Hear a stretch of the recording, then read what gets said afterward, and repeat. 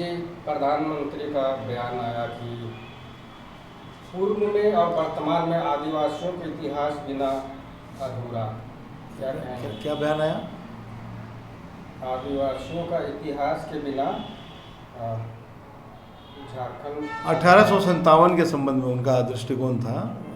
हाँ, मैं प्रधानमंत्री को बहुत धन्यवाद देता हूँ जिन्होंने जो हमारा वनवासी समाज है, आदिवासी समाज है, उसके शौर्य को नमन किया है उन्होंने।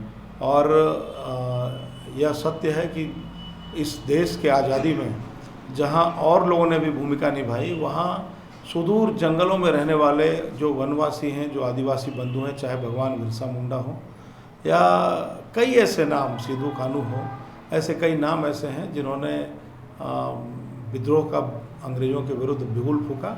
तो प्रधानमंत्री जी को बहुत धन्यवाद देता हूँ। इस पे कुछ टाना भगत लगभग 200 दिनों से बैठे हुए धरना पे, उनसे मैंने जानना चाहा तो उन्होंने बताया कि प्रधानमंत्री का बयान बहुत सराहनीय है, लेकिन आदिवासी का अगर वो शुभचिंतक है तो 5वीं अनुसूची को जो है वो पूरे देश में लागू करें और झारखंड में खास करके। देखिए, मुझे ऐसा लगता है कि प्रधानमंत्री जी की निगाह बहुत ही सूक्ष्म है और हर दृष्टिकोण से देश और झारखंड का कैसे भला हो, यहाँ के लोगों का कैसे भला हो, यहाँ के जो हमारे जनजाति बंधु हैं, आदिम जनजाति बंधु हैं, उनका कैसे भला हो, उसकी लगातार वो चिंता करते रहते हैं। और मुझे लगता है कि जो भी वो निर्णय लेंगे उनके हित और हक में लेंगे। यहाँ के कोई भी मतलब भारतीय जनता पार्टी के अभी तक कोई भी कार्यकर्ता हो या विधायक हो या नेता सांसद, कोई उनसे मिलने नहीं गए। इस पर उन लोगों का बोलना है कि प्रधानमंत्री तो बोलते हैं लेकिन यहाँ का जो क्षेत्रीय है वो कोई आते नहीं है।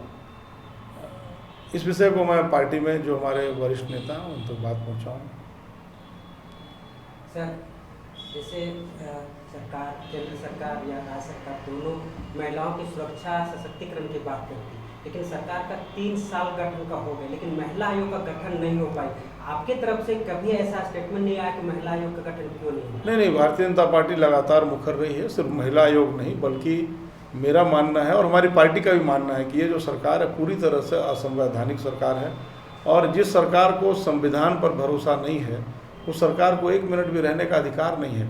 सिर्फ महिला आयोग के गठन की बात नहीं है, महिला आयोग के साथ साथ कई ऐसे आयोग हैं, सूचना आयोग हैं, कई ऐसे आयोग हैं, लगभग आयोग तो खाली पड़े हैं। तो अब आप समझिए कि ये जो सरकार है वो चाहती नहीं है कि यहाँ महिलाओं का कल्याण हो, यहाँ युवाओं का कल्याण होना। यहाँ युवा आयोग बना, ना महिला आयोग बना, ना सूचना आयोग बना।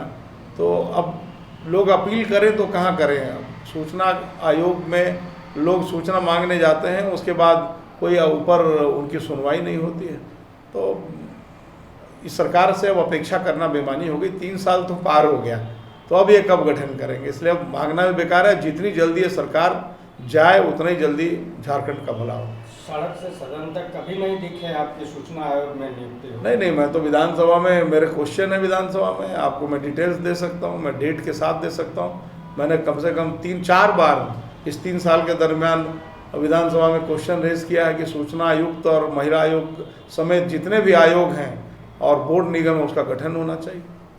सर, हेमंत सोरेन के खिलाफ सारी ईडी का जितनी भी कार्रवाइयाँ हुई, उनके पास सारा सबूत होने के बावजूद भी उनको अभी तक अरेस्ट या किसी तरह से कार्रवाई नहीं हो पाई। तो क्या विपक्ष इतना प्रेशर या दबाव बनाने में नाकामयाब? नहीं, बात ऐसा नहीं। कानून अपना काम करता है और ईडी या इनकम टैक्स या जो भी है उसकी अपनी प्रक्रिया है और उस पर हमारा कोई इंटरफेरेंस नहीं, कोई मैं प्रतिक्रिया भी नहीं देना चाहता।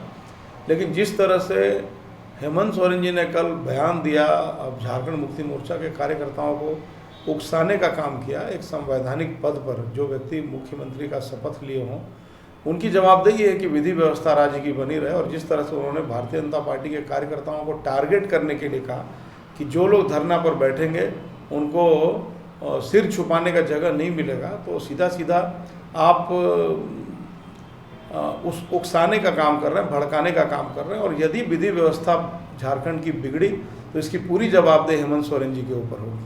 सर, हेमंत सोरेन एक संवैधानिक पद पे हैं, मुख्यमंत्री भी हैं, ऐसा अनलीगल बात जो धरना पर बैठेंगे तो उनको अरेस्ट करेंगे, तो क्या आप लीगल में जाएंगे या फिर कोई ऐसा और नहीं, देखिए ये लड़ाई सड़क की लड़ाई है। सड़क की लड़ाई, भारतीय जनता पार्टी कोई पानी का बुलबुला नहीं है कि हेमंत सोरेन या उनके लोग यदि भारतीय जनता पार्टी के कार्यकर्ताओं को हड़काएंगे, डराएंगे, धमकाएंगे तो हम डरने वाले हैं। हमने भी कोई चूड़ियाँ नहीं पहन रखी है, वो जैसे चाहेंगे हम वैसे फरिया सकते हैं, लेकिन हम कानून पसंद लोग हैं, हम कानून के रास्ते पर चलना चाहते हैं। हम नहीं चाहते हैं कि झारखंड में अमन चैन बिगड़े झारखंड का। इसलिए हम चाहते हैं कि हेमंत सोरेन ने जिस प्रकार का बयान दिया है उसको कोर्ट संज्ञान ले, उसको ईडी संज्ञान ले। सर, पूजा सिंघल जो अभी जेल में है, उस बीजेपी के शासनकाल में भी वो IAS थी, और तो जैसे ही सरकार चेंज हुआ तो लोगों का कहना है कि वो ईर्ष्या से प्रेरित उनके ऊपर कार्रवाई की गई। तो नहीं, कोई ईर्ष्या से प्रेरित नहीं। पूजा सिंघल की जब गिरफ्तारी हुई तो उस समय बीजेपी की सरकार के 2 साल के बाद हुई उनकी गिरफ्तारी, तो हेमंत सरकार के 2 साल हो गए थे। तो जो अकूत संपत्ति अर्जित की पूजा सिंघल ने, वो सारे पैसे हेमंत सोरेन के पैसे हैं, वो इस सरकार के पैसे हैं। इसलिए ये तो ईडी जांच कर रही है, और तभी तो आज 7 महीने से जेल के सलाखों के पीछे है पूजा सिंघल।